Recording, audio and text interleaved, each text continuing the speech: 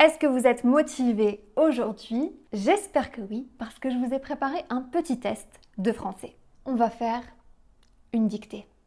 Salut, salut, salut! Bienvenue dans un nouvel épisode de French Mornings. Si vous apprenez le français, vous êtes au bon endroit. Je suis Elisa et sur cette chaîne, je vous aide à améliorer votre français et à parler de façon plus naturelle. Aujourd'hui, c'est une vidéo spéciale orthographe puisqu'on va faire une dictée. C'est-à-dire que je vais vous lire un texte très lentement et vous allez l'écrire au fur et à mesure. Et ensuite, on le corrige ensemble.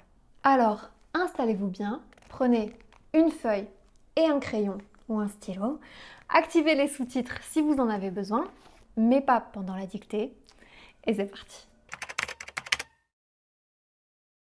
Cette dictée, elle est d'un niveau A2-B1 environ, c'est-à-dire assez intermédiaire. Elle contient principalement des verbes au présent, mais aussi à certains temps du passé. Et le texte que je vais vous lire, c'est un extrait des Malheurs de Sophie. C'est un roman qui a été écrit par la comtesse de Ségur en 1858.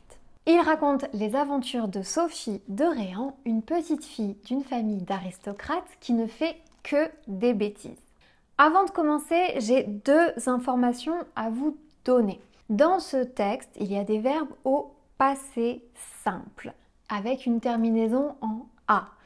Dans ce cas-là, il n'y a pas de piège. Au passé simple, la terminaison pour il ou elle des verbes du premier groupe comme chanter ou danser ou parler, c'est tout simplement A. Il chanta. Elle dansa. On parla.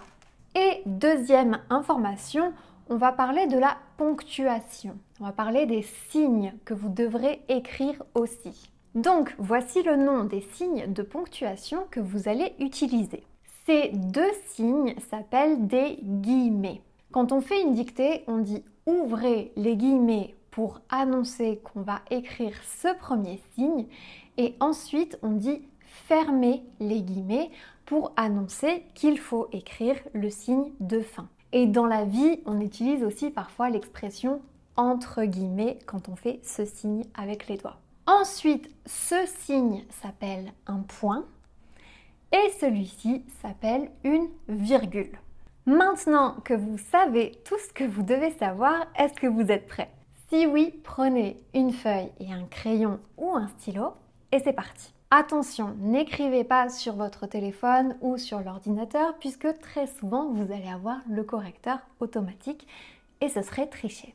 Je vais d'abord vous lire le texte une première fois, vous allez l'écrire et je vais le relire une seconde fois.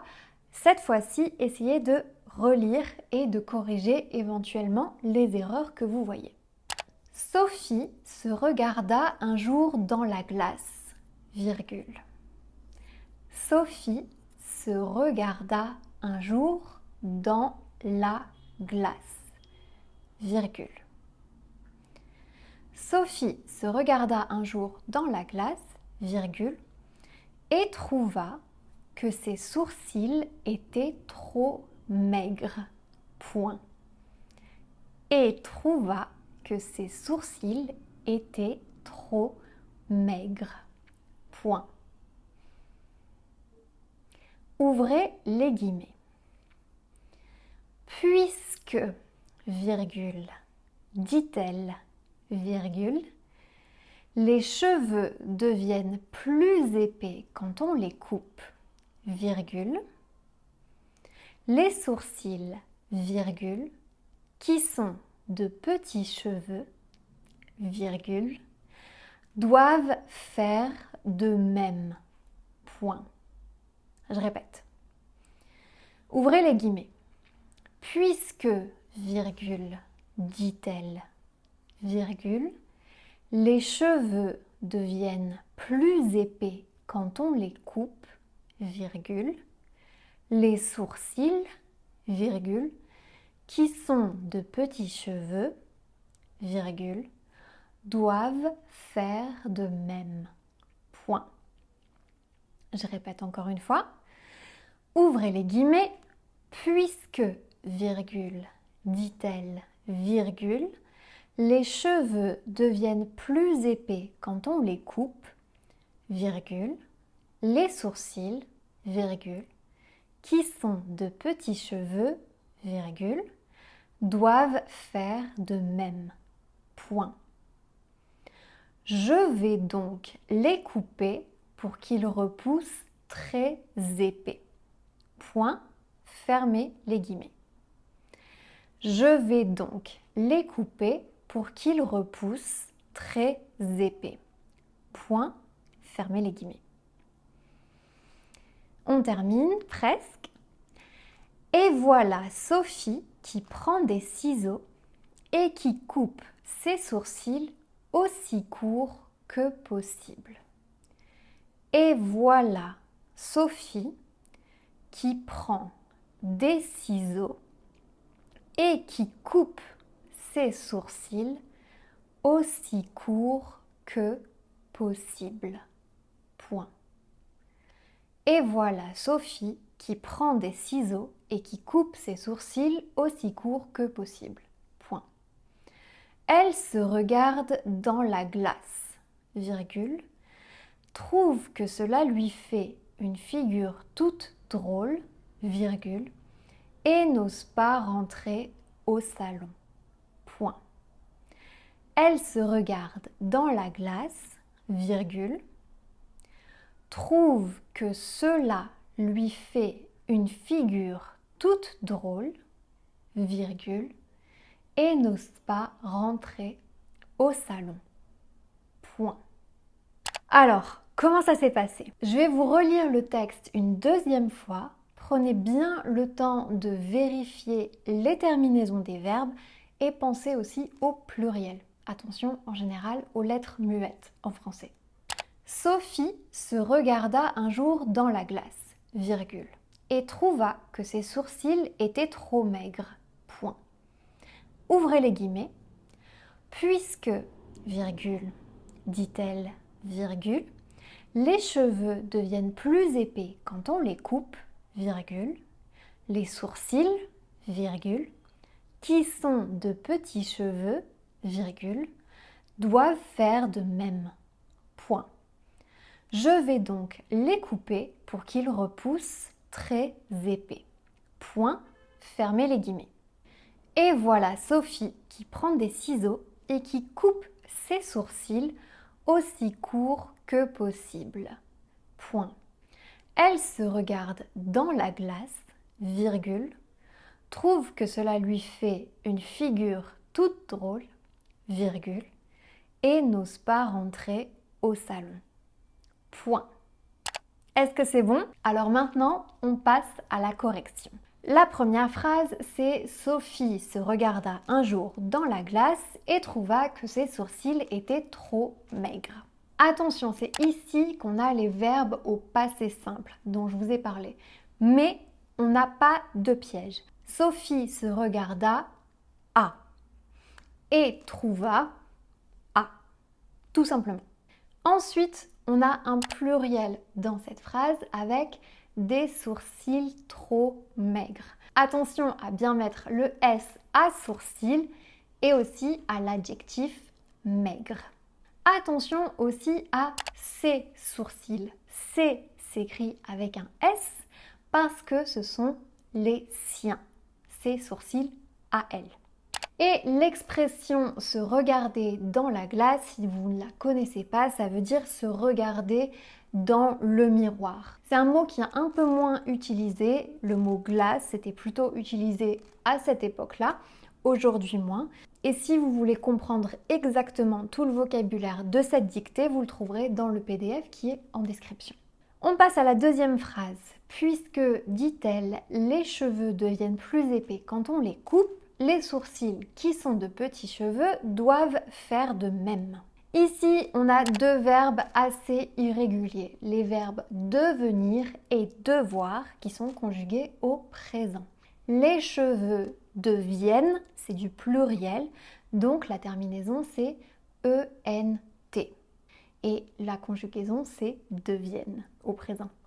Et pour le verbe devoir, alors on a ils doivent avec ENT, encore une fois pour le pluriel. On a aussi du pluriel avec les cheveux épais. Attention, les cheveux au pluriel ça prend un X, ça prend pas un S. On dit les cheveux qu'on écrit avec un X et à l'adjectif épais, on a déjà un S, donc on le laisse comme ça. Si on devait l'écrire au féminin, on écrirait épaisse. On doublerait le S et on rajouterait le E du féminin. Et faire de même, c'est une expression qui veut dire faire la même chose, faire pareil. Attention, il y a un accent circonflexe sur le E de même. Ensuite, on continue. Je vais donc les couper pour qu'ils repoussent très épais. Attention, on va écrire ici couper à l'infinitif, c'est-à-dire avec ER à la fin. Quand on a deux verbes qui se suivent, le deuxième va être à l'infinitif. Ensuite, on a aussi le verbe repousser, qui veut dire que les cheveux vont pousser à nouveau. Donc, repousser. Et peut-être que vous ne connaissez pas la conjugaison au subjonctif, mais c'est la même qu'au présent. Donc, vous l'avez peut-être deviné. On va l'écrire repousse avec ENT, puisque les cheveux, c'est du pluriel. Et voilà Sophie qui prend des ciseaux et qui coupe ses sourcils aussi courts que possible. On a le mot voilà qui est très typique en français, que tout le monde connaît. Attention, on a un accent grave sur le A de voilà. Ensuite, Sophie qui prend des ciseaux. Le verbe prendre, quand on le conjugue à la troisième personne du présent, la terminaison c'est un D muet. Et des ciseaux, c'est du pluriel et ça se termine par un X. Attention aussi au mot court qui a une lettre muette, le T à la fin. Elle se regarde dans la glace, trouve que cela lui fait une figure toute drôle et n'ose pas rentrer au salon. Cette phrase, elle est pas très compliquée, tout est au présent. Encore une fois, attention, on a deux verbes qui se suivent. Elle n'ose pas rentrer au salon. On va donc écrire rentrer, ER, à l'infinitif. Et attention aussi au mot drôle qui prend un accent circonflexe parce qu'on dit bien drôle avec un O fermé. Alors j'espère que ça s'est bien passé. Je suis quand même curieuse. Dites-moi en commentaire quelle faute vous avez fait et combien vous en avez fait. Et est-ce que vous avez bien compris l'histoire ? C'est l'histoire de la petite Sophie qui voulait avoir des sourcils plus épais et elle a donc décidé de les couper avec des ciseaux, mais elle trouve ensuite que ça lui fait une figure toute drôle, c'est-à-dire que ça lui fait un visage bizarre et elle n'ose plus rentrer au salon voir sa famille. Si vous avez envie d'en savoir plus sur les malheurs de Sophie, je vous recommande le livre que vous pouvez lire. Il n'est pas très compliqué, il y a juste du vocabulaire qu'on va plus vraiment utiliser aujourd'hui puisqu'il a été écrit à la période du Second Empire. Merci à tous d'avoir regardé cette vidéo. Si vous voulez construire des bases solides en français, je vous conseille de télécharger mon guide French Foundations. Vous le trouverez dans la description, il est gratuit. Et si vous avez aimé cette vidéo, je vous conseille d'écouter mon podcast qui est disponible sur YouTube ou d'autres plateformes de streaming et vous pourrez continuer à pratiquer la compréhension orale. Et je vous dis à très bientôt.